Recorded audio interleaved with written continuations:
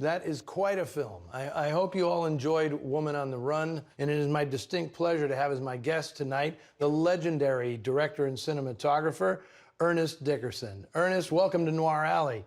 Thank you. Thanks for having me again. Ernest, as you say, that ending has a very Wellesian quality to it. Yeah. Now we can talk about the shot where Ross Elliott is having his head pushed up against the tracks of the roller coaster. One of the mysteries that I had was that the guy who was having his head pushed closer to the wheels of the roller coaster was dressed in the dark sailor's clothes. He was in the pea coat and the hat. But then the body floating in the water had the lighter colored coat. So I was always wondering, well, how did that happen? Because if anybody should have gotten his head chopped off by the wheels of the roller coaster, it should have been Ross Elliott's character. Well, it's funny that your memory is kind of playing some tricks with you because the body is not headless. It's not headless in the water. Well, this is 1950 something on a black and white television. And the ending was not shot in San Francisco. It was shot on location in Santa Monica at the old pier there. And it's interesting because it's very complicated the way this movie ends. It reminds me of Chinatown a little bit, the ending where everybody has to converge at the same place at the same time for this one moment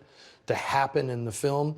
And this is very much the same thing, and it's so complicated. The star of the movie has to be trapped on the roller coaster and away from the action that everything is moving toward, And I hear she hated roller coasters. Oh, Ann Sheridan did not like shooting this at all. Although a lot of it was in front of a screen, but the cutting, the editing of it got the freneticism of the whole thing, especially the torture that she's feeling. Exactly. Knowing what's gonna happen to him, and she's stuck on the roller coaster and she can't get off. Right. The camera work, some of those really rough handheld shots, was pretty revolutionary for 1950. There wasn't that much handheld being done back then. And it was interesting that you pointed out that Ann Sheridan was the silent producer of this movie. She was very, very unhappy with her lot at Warner Brothers in the 1940s. She made some great movies. Nora Prentice and The Unfaithful. And as a comedian, she was fantastic. I mean, I Was a Male War Bride with Cary Grant. They used to call her the oomph girl. The oomph girl, which she hated.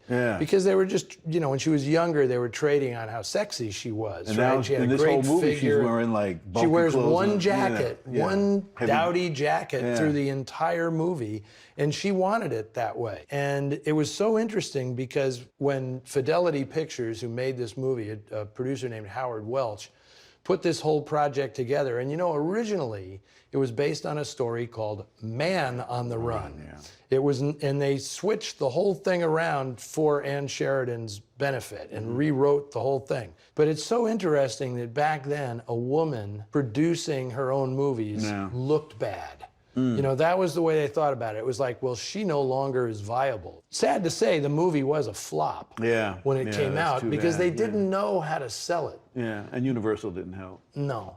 And the very thing that you talked about at the top, about how this movie is so unusual for a thriller to also be a love story, they actually tried to sell it when it was released as a study of modern marriage. Yeah. Right? And it was like, well, that ain't gonna sell any tickets. No. Right? So then they put her and the roller coaster on the posters and they repackaged the whole thing and they sold it as a thriller. And it still didn't really make a dent because it was 1950, man. This was everything was, Sunset Boulevard, In a Lonely Place, The Asphalt Jungle, all these tremendous movies came out that year. But I'll be damned if this one isn't, I'm not going to say it's a masterpiece like those films. But it deserves more than it's gotten. Yeah. Well, Ernest, I want to thank you for coming out to do this with me. It was a great pleasure, my friend. Pleasure was all mine. All right. And I hope we'll see you back here again.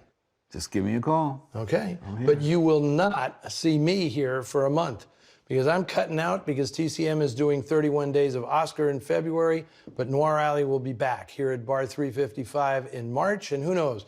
Maybe Ernest Dickerson will be back to join me presenting something else. I'd love to. Okay, very good. All right. Cheers. Cheers. All right.